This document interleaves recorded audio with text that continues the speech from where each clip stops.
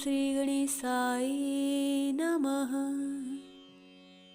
ॐ श्री उमामहेश्वराय नमः।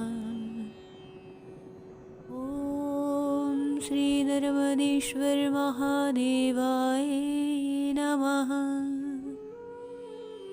बोलिए श्री गौरी शंकर की जय। आप सभी का राम दर्शन चैनल में हार्दिक स्वागत है। आज हम सभी श्रवण करने वाले हैं भगवान श्री शिव के व्यागेश्वर प्राकट्य की कथा। आइए श्री गौरी शंकर को प्रणाम करते हुए भगवान महादेव के इस अवतार की पावन कथा का श्रवण करें। किस प्रकार भगवान महादेव ने व्यागेश्वर स्वरूप में प्रकट होकर के अपने भक्त की विपदा को दूर किया है। आइए चित लगा करके श्रवण करें। श्री शिव पुराण में यह कथा वर्णित की गई है कि दिति पुत्र महाबली हिरण्याक्ष जब भगवान श्री विष्णु वाहन अवतार लेकर के उसका वध कर देते हैं तो तब देवशत्रु दुंदुभि निहार्द को बड़ा दुख हुआ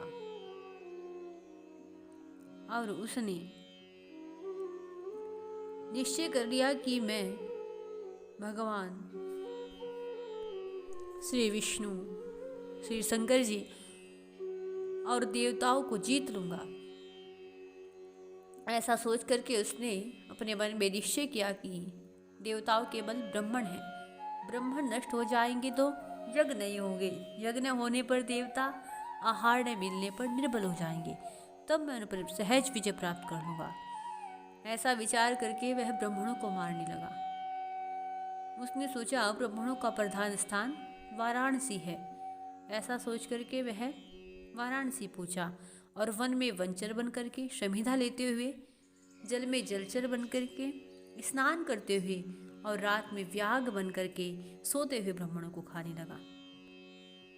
एक बार शिवरात्रि के अवसर पर एक भक्त अपनी पर्णशाला में देवादिदेव महादेव जी का पूजन करके ध्यानस्थ बैठे हुए थे।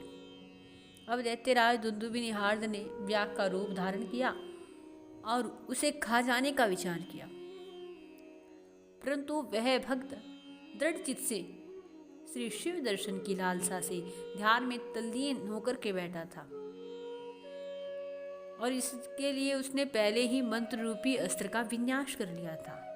इस कारण वह दैत्य उस पर आक्रमण करने में समर्थ नहीं हुआ। इधर भगवान महादेव जो भक्तों की रक्षा में सदैव तत्पर रहते हैं, उनको उस दैत्य के अभिप्राय का पता लग गया कि यह दैत्य मेरे भक्त को हानि पहुंचाना चाहता है, उसको मार डालना चाहता है। तब भगवान महादेव ने उस दैत्य का वध करने का विचार किया।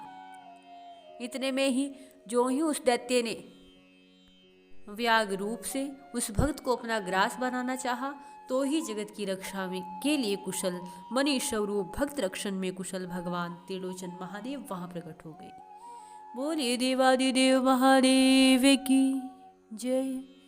और उसे बगल में दबोच करके उसके सिर पर वज्र के प्रहार से घोर कठोर घूसे से प्रहार किया, जो वज्र के प्रभाव से भी कठोर था। उस मुष्टि प्रहार से और कांग में दबोचने से दैत्य व्यथित हो उठा और अपनी दहाड़ से पृथ्वी तथा आकाश को कपाता हुआ मृत्यु का ग्रास बन गया।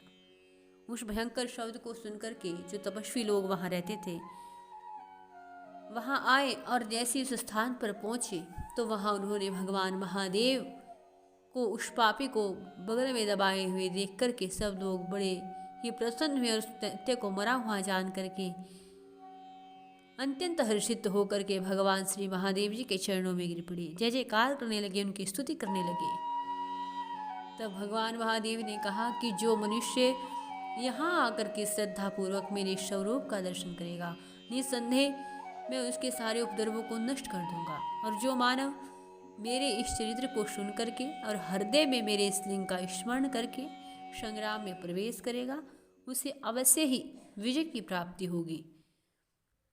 तो जो मनुष्य व्यागेश्वर के इस प्राकट्य की कथा को सुनता है, चित्त लगा कर के श्रवण करता है, तो वह अपनी मनवांछित वस्तु को अवश्य प्राप्त कर लेता है और साथ ही साथ भगवान श्री गौरी शंकर के श्री चरणों का सानिध्य प्राप्त करता है। बोलिए श्री व्यागेश्वर महादेव की जय, श्री गौरी शंकर की जय। आज हम सभी ने भी भगवान श्री गौरी शंकर की कृपा से उनके इस पवित्र चरित्र का चित्र लगा कर के श्रवण किया है। व्यागेश्वर स्वरूप के इस प्राकट्य की कथा को, जिसके प्रभाव से भक्त की मनोकामना अवश्य पूर्ण होती है। बोलिए श्री देवादिदेव महादेव की जय।